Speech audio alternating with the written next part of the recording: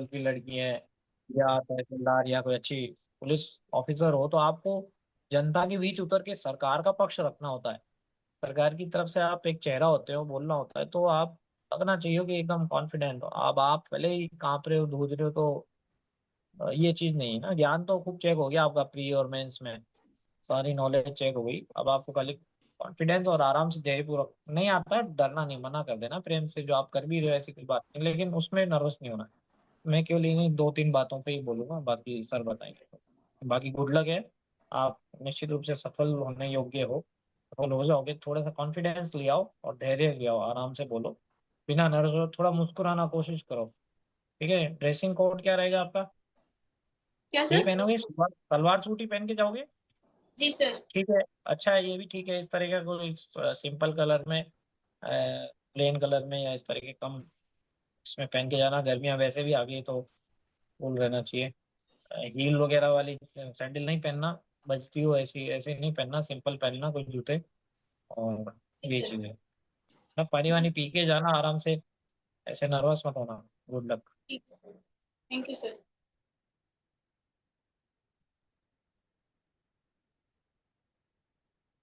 लेकिन सर आप सवाल कंटिन्यू करना चाहेंगे या मैं रिव्यू दूं?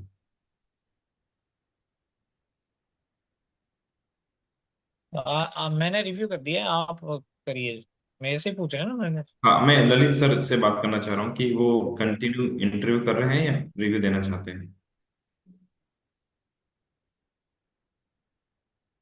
चलिए तमन्ना जी, मैं रिव्यू ले लेता हूँ, फिर तब तक ललित जी सर जुड़ जाएंगे। देखो, ओवरऑल काफी चीजें अच्छी है। इंटरव्यू के हिसाब से अगर मैं बात करूँ तो काफी चीजें ठीक है, मतलब नॉलेज वाइज ठीक है। फैक्चुअल मैंने काफी सवाल पूछे, फैक्चुअल सवालों के आपने काफी जवाब दिए। कई बार इंटरव्यू में फैक्चुअल सवाल भी पूछते हैं, तो फैक्चुअल तो आपके बहुत अच्छे तरीके से तैयार भी है, ठीक है ना।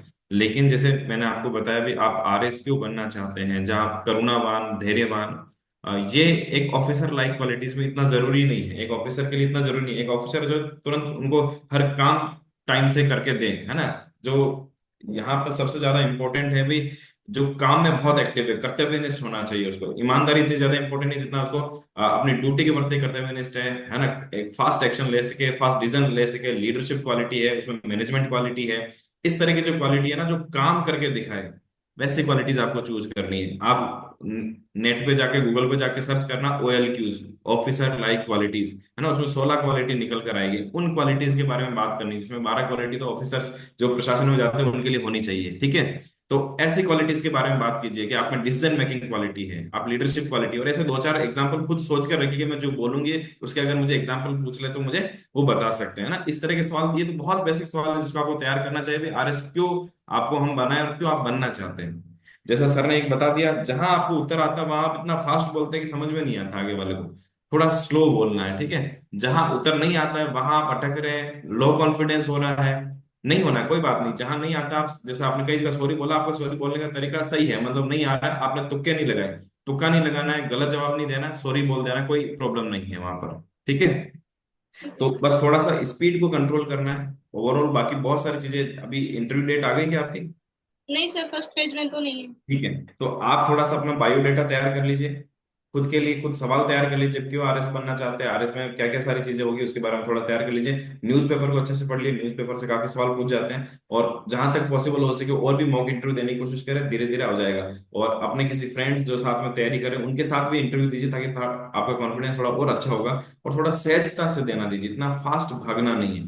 आराम से, जैसे जो उत्तर आपको आ रहा है, जैसे रटा हुआ उत्तर होता है ना, फटाफट आपने पढ़ लिया, वैसे उत्तर आ रहा है कई बार, ठीक है। आराम से जवाब देना है। और वहां पर क्या है कि 3 से 4 मेंबर वहां पर बैठेंगे, सभी से आई कांटेक्ट बनाते हुए, सभी से जैसे आप बात कर रहे हैं, रिलैक्स होकर बात कर रहे हैं। सिर्फ जवाब नहीं देना है कि मुझे सवाल पूछा आप जवाब देना, तुरंत खत्म करना है, ऐसा नहीं करना है। आराम से रिलैक्स होकर जवाब दीजिए, है ना। एक ऑफिसर के लाइक, जैसे अब आप ऑफिसर बनने जा रहे हैं तो ऑफिसर लाइक ही आपको पूरी तरह से व्यवहार करना है, उसी तरीके से बात करना है, ठीक है। बाकी देखो, जब कॉन्फिडेंस भी तब आता है जब नॉलेज होता है। नॉलेज वाइज काफी हद तक ठीक है, थोड़ा सा और तैयारी करेंगे तो कुछ कुछ चीजें और भी सुधर जाएगी, ठीक है ना। ठीक है सर। बाकी आपको बेस्ट विशेष है, कोशिश करेंगे कि आपकी इंटरव्यू होने से पहले मॉक इंटरव्यू और हो जाए, है ना। तो पूरी संभावना है कि हाँ, कि इस बार अगर आप थोड़ा सा और अच्छी तैयारी करके जाए तो इंटरव्यू में अच्छे मार्क्स आ सकते हैं।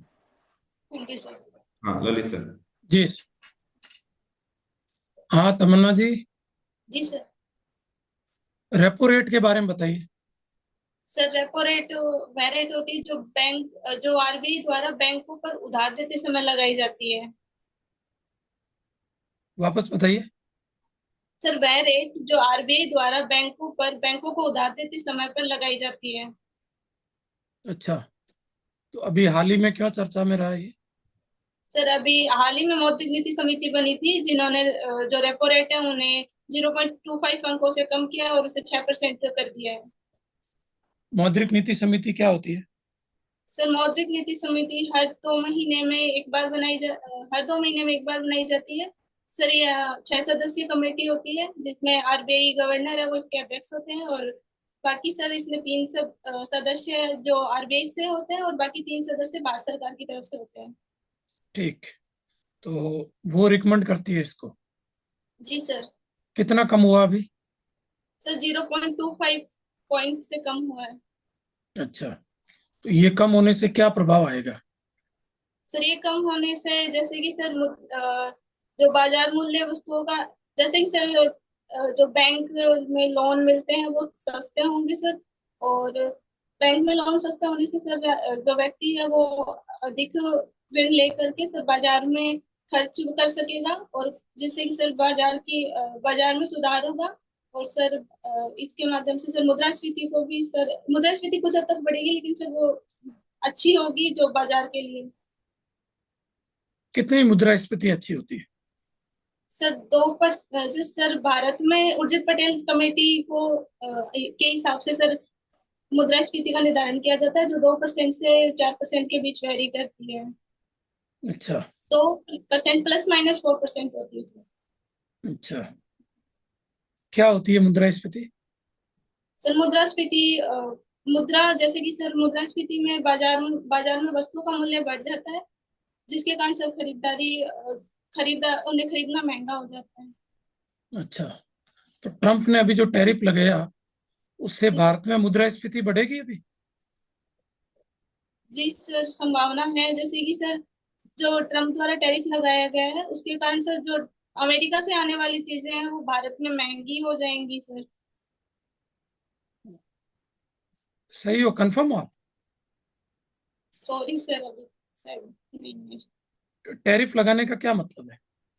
सर टैरिफ लगाने का मतलब है कि कोई सामान जो दूसरे देश में जाता है, जैसे कि सर भारतीय सामान अगर अमेरिका में जा रहा है तो उस पर अमेरिका द्वारा सर सीमा शुल्क जैसे शुल्क लगाए जाते हैं, उन्हें बढ़ा दिया गया है सर अभी। वो अमेरिका लगाएगा? जी सर। तो महंगाई तो फिर वहां बढ़ेगी, भारत में कैसे बढ़ेगी? सर जैसे कि सर भारत पर भी तो सर उसने रेसिप्रोकल टैक्स बढ़ाया है टैरिफ का 26%, तो शायद सर उसका प्रभाव रहेगा। क्या प्रभाव होगा भारत में? जैसे कि सर भारत में सर जैसे अर्थशास्त्रियों का मानना है कि ज्यादा इम्पैक्ट तो नहीं पड़ेगा, क्योंकि सर फार्मास्यूटिकल क्षेत्र है, उसमें अमेरिका के साथ भारत ज्यादा निर्यात करता है अमेरिका को, और उस पर अभी टैरिफ नहीं लगाया गया है। उसके साथ ही सर कार सेक्टर, जो ऑटोमोबाइल सेक्टर है सर, उसका भी आयात है वो भारत है वो बहुत कम करता है, 1% से भी कम करता है। तो सर उस पर भी शायद इफेक्ट ना पड़े। पर सर कुछ जो अन्य चीजें जैसे कि ऑटोमोबाइल सेक्टर में पार्ट्स के इंपोर्ट होते हैं सर, उन पर टैरिफ बढ़ने के कारण सर प्रभाव पड़ सकता है। ठीक, इसको भारत के लिए अवसर के रूप में देखा जाता है? जी सर। किस प्रकार? सर जैसे कि भारत में अब इंफ्रा विनिर्माण को बढ़ाया जा सकता है सर, मेक इन इंडिया को सर अब सफल बनाने के अवसर मिल सकते हैं सर। मेक इन इंडिया क्या है? Sir make in India project sir Bharat सरकार द्वारा 2014 में चलाया गया था, घरेलू उत्पादों को घरेलू स्तर पर निर्माण के लिए। अच्छा, तो ट्रम्प का टैरिफ लगाने से भारतीय सामान महंगे होंगे, तो मेक इन इंडिया कैसे बढ़ेगा? सर जैसे कि भारत, क्योंकि सर जो टैरिफ लगाया गया है वो बाकी सभी अन्य देशों पर भी लगाया गया है, जिसके कारण सर भारत है वो जो उत्पाद निर्मित करेगा उन्हें अमेरिका के अतिरिक्त अन्य देशों में भी सर बेच सकता है। तो सर ऐसे व्यापार शायद बढ़ भी जाए। ठीक, अभी महावीर जयंती गई है, जी सर। बताइए महावीर जयंती के बारे में। सर महावीर जयंती चैत्र शुक्ल त्रयोदशी को बनाई जाती है। और सर इस दिन ये, करौली हाँ बोलिए। करौली में सर, महावीर जी करौली में मेले का आयोजन होता है सर। अच्छा। कौन सी भी वर्षगांठ है उनकी है, किसकी सर? महावीर स्वामी की? सॉरी सर, ये तो मुझे ध्यान नहीं है सर।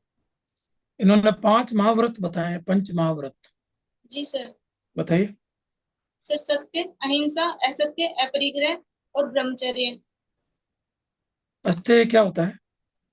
अस्त्य का मतलब है सर चोरी नहीं करना, किसी भी प्रकार की मानसिक, वैचारिक या फिर भौतिक चोरी। अच्छा, और अपरिग्रह? अपरिग्रह का तात्पर्य सिर्फ संग्रहण का भाव न होना, अपनी आवश्यकताओं की पूर्ति के पश्चात जो भी बचे उसे समाज के लिए उपयोग करना। गुड। तमन्ना जी, रिव्यू करते हैं। देखें, काफी अच्छे उत्तर हैं आपके, और करंट वगैरह भी आपका अच्छा तैयार है। कोशिश करिए कि इसको और अच्छा तैयार करें।